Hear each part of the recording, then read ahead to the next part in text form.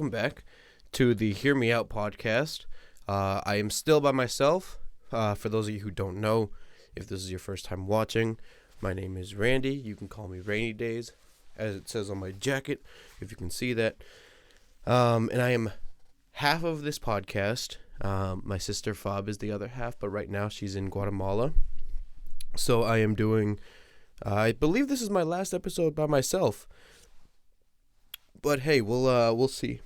But it's kind of fun. I was gonna do this in front of my green screen, but my producer from my other podcast, he's busy today, and whatnot. So, we're still at the RNYDYS set for now. So I hope that you guys enjoy the look of this set for last week and this week, and thank you guys for listening.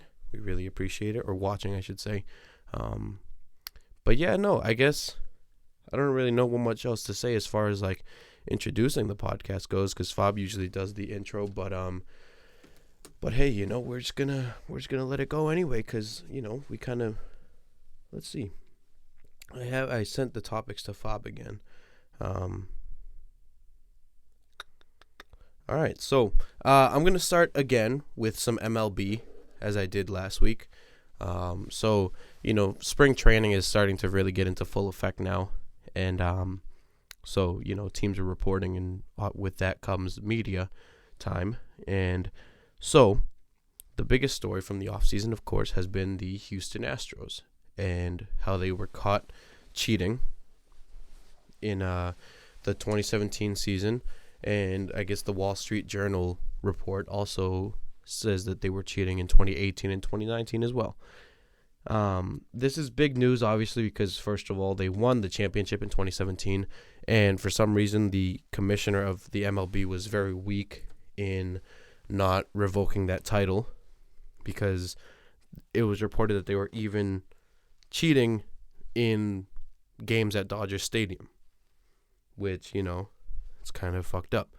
But nevertheless, they're still champions. The only people that were punished were the manager of the Astros, who is no longer there, the general manager of the Astros, who's no longer there, Alex Cora, who's no longer on the Red Sox now, and Carlos Beltran, who is out as the Mets manager before he could even manage a game there. Now, what's my take on this? I think that the Astros should have had their championship taken away. I think that Altuve and Bregman and other, big players on that team who partook in this cheating scandal should be suspended for the whole season, if not part of it. Or for some of the season, I should say, if not the whole thing. Which I think they deserve a whole season suspension, because if the manager and the general manager get a whole season worth of suspension when they weren't direct benefactors, I should say, because the batters were the ones who were directly benefiting from this trash can banging situation, then why don't the players get a punishment as well? I think that that's a very weak punishment from the commissioner, Manfred, or whatever his name is. Again, I don't really keep up with MLB as much as I do with the NFL and, of course, the NBA. But, nevertheless, I think that it was very weak on his part. And I think that, obviously, a lot of people have lost respect for the Astros as an organization and the players on that Astros team, because not only were they such a great team in these last few years, but now it's like, were you even actually good? Because while, yes, the 2018 and 2019 cheating allegations are still, like, not official, they're still just accusations. And I don't even think that MLB's investigating that. I don't think that anybody would be surprised if the Astros were still doing it, because they hadn't gotten caught. And if they hadn't been caught this past offseason, I think that they would have kept on doing it. And I know that we also got the whole debate, or not debate, but controversy with the buzzers, the alleged buzzers that were used. That was this past season, I believe, because the main example of or like the main suspicious example of the Astros with these said buzzers is when Jose Altuve hit the walk-off home run against Aroldis Chapman to send the Astros to the World Series, in which when he's rounding third, he tells his teammates to not rip off his shirt, and he kind of like clenches it like this, and then afterwards he puts on his AL champion t-shirt in the tunnel and then comes back out to do his interview, which I'm not a professional sports player. I played in college for a year. I played football in college for 1 year, and I did fairly well for myself in high school playing football. And in that time that I was playing high school football, I kicked 2, 3, maybe 3 game winners. And the last thing that I'm thinking of is, I don't want them to do this. Like when we're celebrating, it's like you just go out there and you just celebrate. That's how it works. And, you really don't care unless you have something to hide. Now, I know that he said that his wife is like against him showing off his body or something, but there's Instagram pictures of him with he's just wearing like a bathing suit. So like his chest is out. Obviously, like whatever. He's just like at the beach or something or on vacation. So he's just wearing swim trunks and that's it. So that's suspicion number 1. And then they talk about how his teammates were saying, oh, no, he's got like a unfinished tattoo that looks really bad or whatever. And it's like, I don't know. I don't believe it. Obviously, the MLB didn't investigate this whole thing as far as the buzzers and whatnot. So that's still all allegations. So obviously the Astros are defending it or, refuting, I should say. Drinking vitamin water today.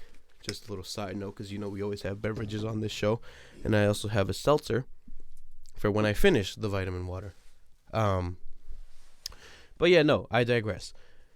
I do think that Altuve should have been punished. I think Bregman should have been punished. And Carlos Correa, I think it was, came to the defense of Altuve, and he was the first one that stepped up and owned the whole cheating thing. He was like, I regret it. I regret taking part of it. Like we should have stopped it. Blah blah blah. This and that. And okay, that was a very grown man answer. He owned up to it, and it was cool.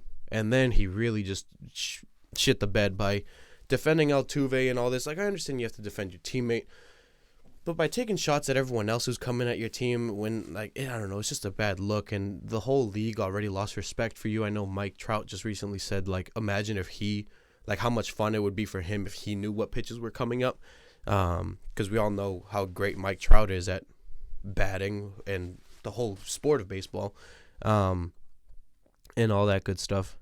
But, and I know the reigning NL MVP from the Dodgers, I think his name's Cody Bellinger, recently spoke out on it and said that the apologies were weak and all this, and the punishments were weak. And I agree. I agree with him, like I've already said before, that I think that the players should have been punished as well. And, I guess we'll see what comes of it.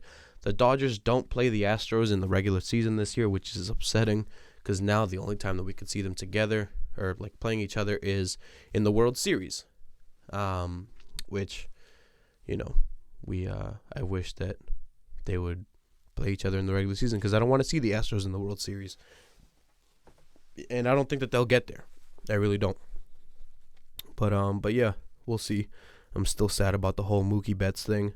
Hopefully, maybe the Red Sox will make a push for him in 2021, though, in free agency. We'll see.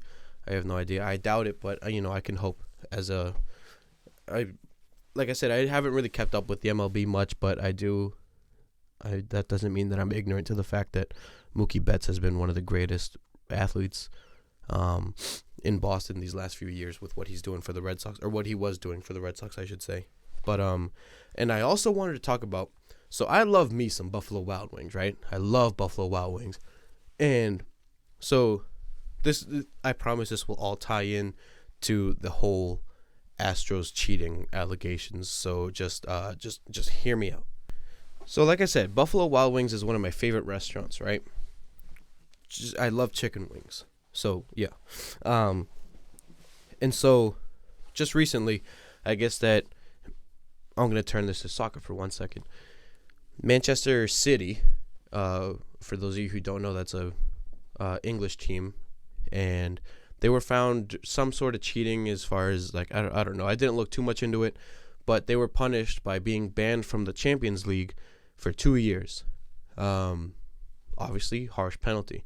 But Buffalo Wild Wings came out and tweeted, which was really random that Buffalo Wild Wings did it.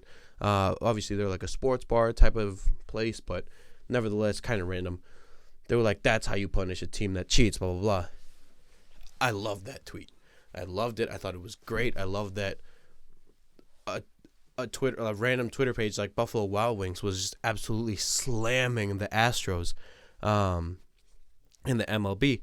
But, of course, as Twitter does, they were then roasted by Houston fans. Big time roasted by Houston fans. And the next day, Buffalo Wild Wings came back and they were like, oh, like last night turned into the roast of Buffalo Wild Wings. And like we deserved it, blah, blah, blah. Like props to the city of Houston for coming to defend their team. And like we apologize, blah, blah, blah. And I was like, that's so fucking weak. Like, dude, Buffalo Wild Wings, man. You slam somebody like that, you gotta own it. You can't retract that statement. Like, I know, I get that they were like, oh, like we gotta boycott Buffalo Wild Wings, but like, all right, if Houston and part of Texas is boycotting you, like, it's not like Houston is the only MLB team in Texas. Like, you're not gonna lose that much money if that's what like your main concern. But other than that, like, it's just huge for your PR. Like, people are like, damn, like Buffalo Wild Wings is savage. We're gonna go there just to eat there because they don't give a fuck. And they'll just fucking slam anybody. But they retracted that statement. I thought it was very weak. And so yeah, I don't know. I mean, I guess we'll see what happens in the end there, but nevertheless, I am very upset by what happened with Buffalo Wild Wings because I love going there so much, especially on Tuesdays when they got their half off. Yeah, but nevertheless, I'm going to move on now. I'm done talking about the MLB. And so now I want to talk about the NBA, which actually I'm going to quickly mention the power rankings first because I just got the ESPN notification like 20 minutes ago. Not even. Let me check it out. Also, just an update on, while I pull this up, just an update on how I'm doing by myself. I haven't really done much. I've been hanging in here. I've just been like at the house, doing nothing. So yeah, it's a good time. It's a good time. We'll see what happens when the family gets back. But hey, it should be, I'm enjoying my time by myself. I just kind of get to relax. Okay, power rankings. I was just trying to stall while I pulled this up. Power rankings. Milwaukee Bucks number 1, of course. Lakers number 2, of course. Toronto number 3. Should have seen that coming. Denver number 4. I'm going to skip number 5. Clippers number 6. Jazz number 7. Miami number 8. Miami dropped 1 in the rankings. Jazz climbed 2. Houston Rockets dropped 1. They're number 9. Oklahoma rounds out the top 10. Now number 5, the Boston Celtics. And they were there last week too. The Celtics are 38-16 right now. And now, so I don't know if any of you saw the Celtics Clippers game last Thursday. That shit was insane. I was watching that at my house by myself. Like, I was watching it, right? And oh my goodness. I wanted to go to bed because I had to go to work the next day, but I couldn't stop watching this shit, man. That shit was fucking insane. Jesus, that was such a great game. I think that was such a big game, obviously, from Jason Tatum. Marcus Smart had a great game. Gordon Hayward put up a 20-piece. And to do that with, obviously, Jaylen Brown being out because he's really banged up. He's got the 2 bummed ankles and then the calf contusion now. So I think it was smart to sit him. But yeah, no, Celtics, that was a big win for the Celtics. They have another tough week coming up. They have, Minnesota in Minnesota, so we'll see how that goes. Obviously, the Timberwolves aren't that great this year, but they have D'Angelo Russell now, so we'll see how that goes. And yeah, I mean, you can never really sleep on a team, I guess. And then next Sunday, this upcoming Sunday, I should say, the Celtics play the Los Angeles Lakers in LA. And then I know that they continue to have like a Western, like a good amount of teams from the West, both home and away. So it should be interesting to see what happens. But I don't know if... So, whatever. I just wanted to touch on that real quick because obviously, we had the All-Star break, which was huge as well. I'll save the All-Star game for last just because, that was what we want to talk about the most. I'll start with Friday night. So, the celebrity game, whatever, you got the celebrity game. It was fun to watch. It was pretty interesting. Common got MVP, even though I thought that Famous Los should have had it because he put up like the most points and whatnot, and he just seemed to have the best night.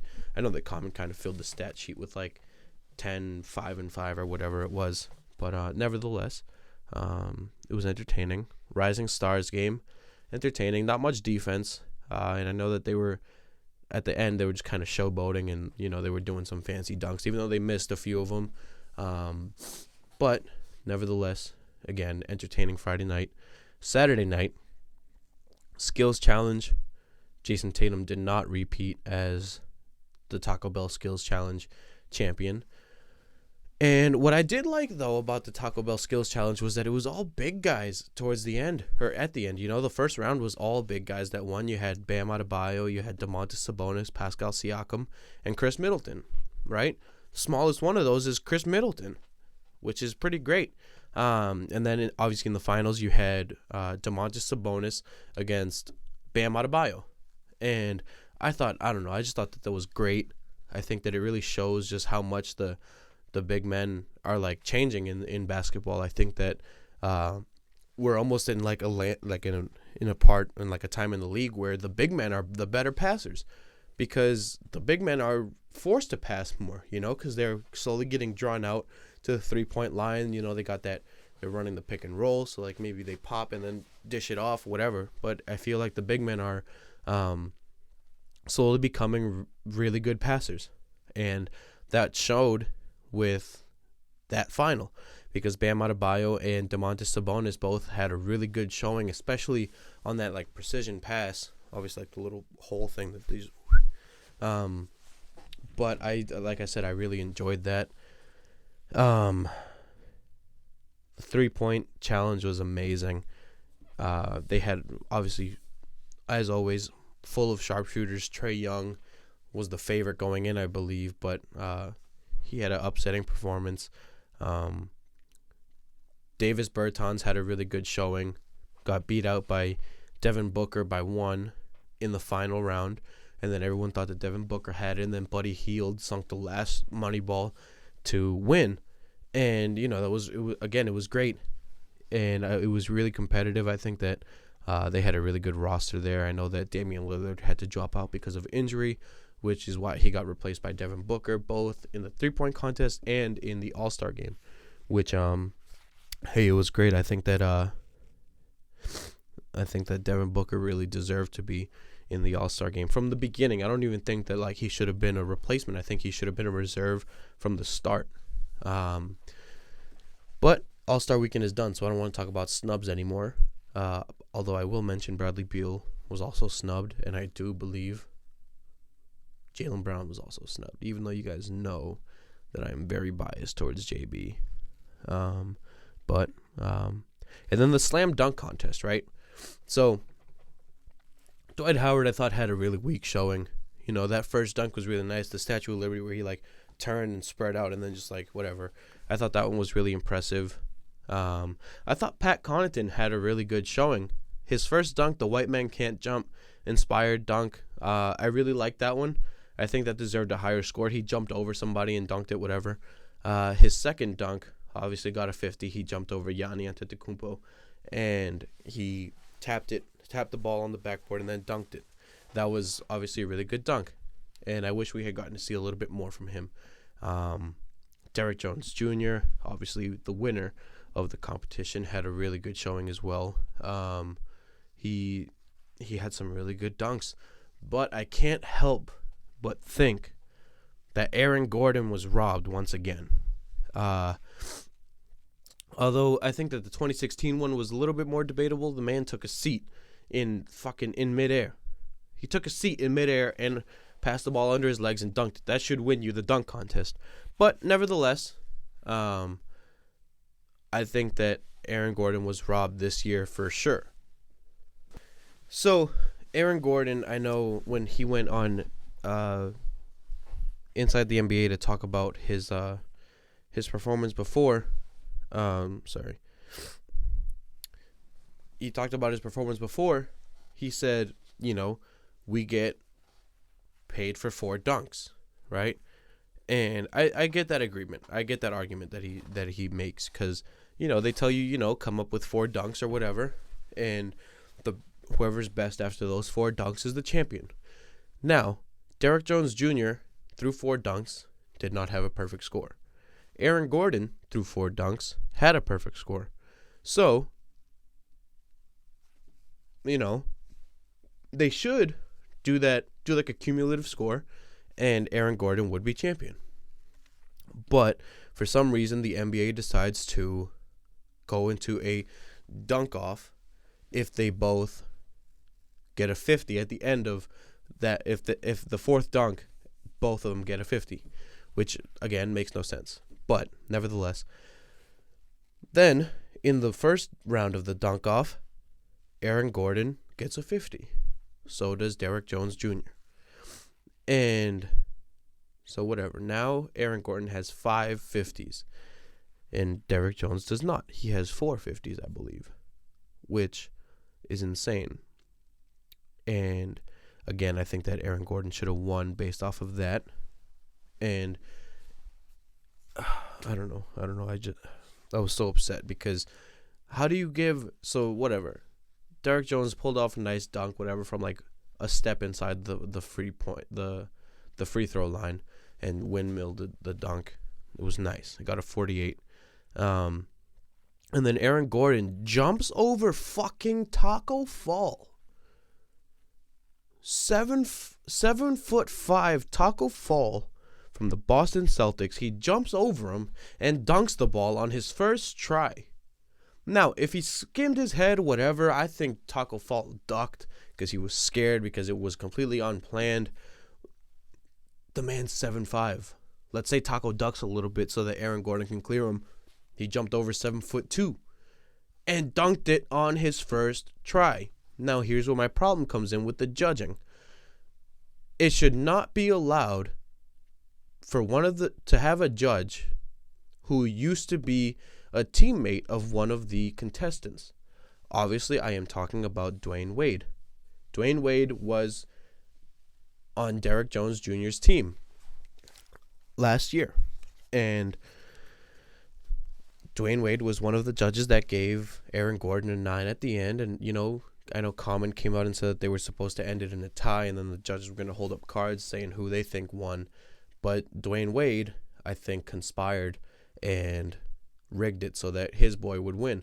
Because if you see, as everyone's looking up at the Jumbotron to see to see the scores for Aaron Gordon's Taco Fall dunk, Dwayne Wade's already taken off his earpiece and whatnot, and he's not even looking up at the score sheet. He's just like, he's like, all right, this is done, whatever. But I really don't want to say anything else on it. I just think that he should not have been a judge since his former teammate, who he's obviously going to be biased towards, was competing in it. But, I think that Aaron, now obviously you have Aaron Gordon saying he's not going to do the dunk contest again. Obviously you got people like John Morant saying that he's not going to do it ever because of, what it takes to win, apparently. Which I'm not discrediting Derek Jones Jr. I thought he had great dunks. I just think that Aaron Gordon overall was the better performer. But I'm going to move on to the All-Star game. The new format All-Star game. I loved it. I really did. I think that it's great to have each quarter kind of be its own game. And, the money rolls over. If they end up tying in that quarter, it rolls over to the next quarter, which we saw. So Team LeBron took quarter 1, Team Yanni took quarter 2, and then quarter 3 fell locked. It was like tied up at whatever. And so the fourth quarter, the Kobe quarter, we'll call it, obviously because they just take the cumulative score and add 24 for Kobe's old number, and that is the final. That is the target score that you have to reach to win the game. And so that one was originally $200,000 quarter for the charities that the two teams were competing for, and obviously the money rolls over from quarter 3, and now they play for $300,000. And I loved this new setup because they were going at each other. The players were trying hard. Kyle Lowry was out here taking charges. Both coaches used up their challenges. There was an official review. Giannis Antetokounmpo chased down LeBron and blocked his shot, which obviously that was the reviewed play, which I did think it was a clean block. I know it was up for debate, but I think it was a clean block. The only thing I didn't like is that it ended on a free throw, which was very anticlimactic for such a intense game like that. It felt like to see the greatest players in the world going at each other that hard in a pickup game is amazing because it's just so entertaining to see. I think that all leagues need to look at the NBA for what they do for their all-star stuff, their all-star events, I should say, and kind of, try to model it around that, because the NBA All-Star Weekend is by far the greatest All-Star Weekend that there is in sports. It's just the most entertaining. It's the most star-studded. Everyone's there. Everyone's watching. And obviously, it's just some amazing players. It really is. And obviously, it was the first time that the MVP trophy was named after Kobe Bryant, obviously following the tragic events of last month. But man, that was such a great All-Star game. I couldn't stop. I didn't even want to go to the bathroom or anything. I didn't want to miss anything from this game because it was so good, especially in that last quarter. You had both benches up the whole time. You had the players were arguing with the refs. I was surprised no text got called the way that the players were arguing with the referees over some of the calls. Obviously, like I said, Kyle Lowry taking charges. He stepped in front of LeBron James to try to take a charge. You don't step in front of LeBron James in a regular season game to try to fucking take a charge. I loved it. I think they got to keep it. Obviously, I don't think that they'll, keep the whole 2-24 for years to come. I did think it was a really nice gesture now, obviously in the wake of the events that happened. And obviously they did something for David Stern as well, and honored all the victims of the helicopter crash, which was amazing. But yeah, no, I think that they should keep the whole, each quarter be its own separate game, and then the cumulative score plus 24, I think would be a nice way to just, continue to honor Kobe, other than the All-Star, naming the All-Star trophy after him, or the MVP, All-Star MVP trophy. There we go. I was having trouble for a sec. Yeah, I think that would keep in the plus 24 for the last quarter would be great. I loved it. It was literally, and it was untimed with no commercial breaks in the last quarter. It was perfect for me. Again, my only complaint was that the game ended on a free throw, but whatever. Nevertheless, I loved it. I thought that it was a great game. I'm happy that Kawhi Leonard got the All-Star MVP. Although I did want Jason Tatum to drop a 40 piece, but he didn't do it, which is, it's okay. Kemba dropped 23, which was nice to see him doing that. But yeah, no, I thought, again, no complaints other than the whole ending on a free throw for the All-Star game. I think that I loved seeing all these players going so hard to win this game. I didn't think I would ever see these guys playing defense as hard as they were. Giannis Antetokounmpo blocked LeBron twice, actually, because he got the chase down, and then he got the one where LeBron was trying to post him up and tried to fade away, and he got the tip on that. And yeah, you saw some jump balls. You saw calls reversed on challenges and all this. It was great. It was great. I really enjoyed it. And yeah, that's pretty much all I had to say on that. All right. Well, I think that was about all I had for you guys. Let me just take a sip of my vitamin water real quick before I keep going.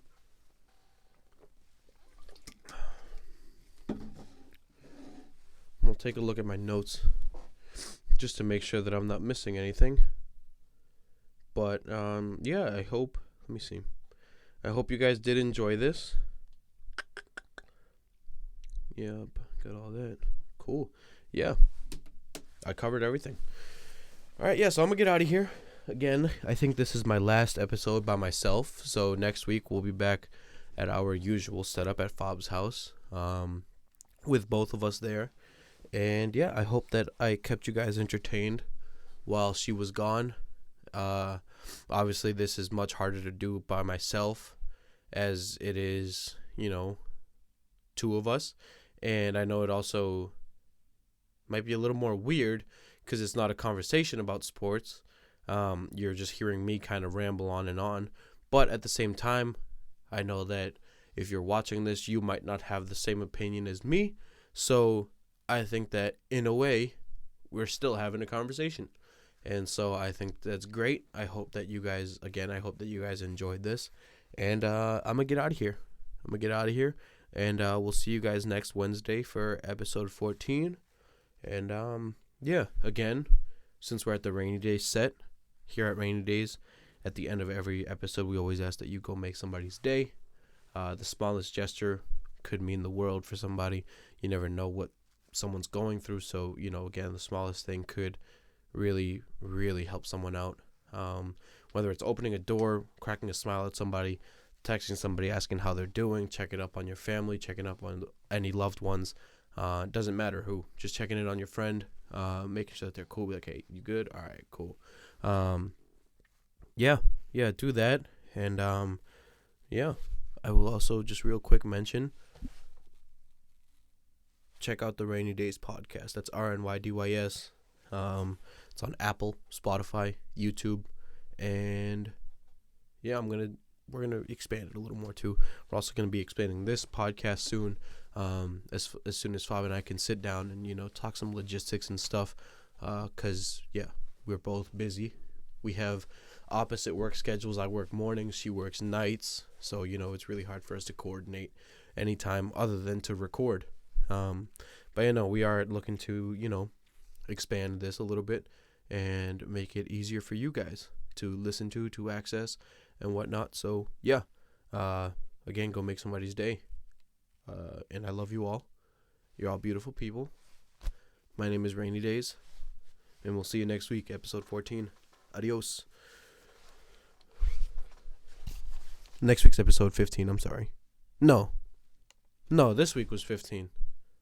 I don't know. Next week's episode, you'll hear it. I love you all. You're all beautiful people. Rainy Days. Goodbye.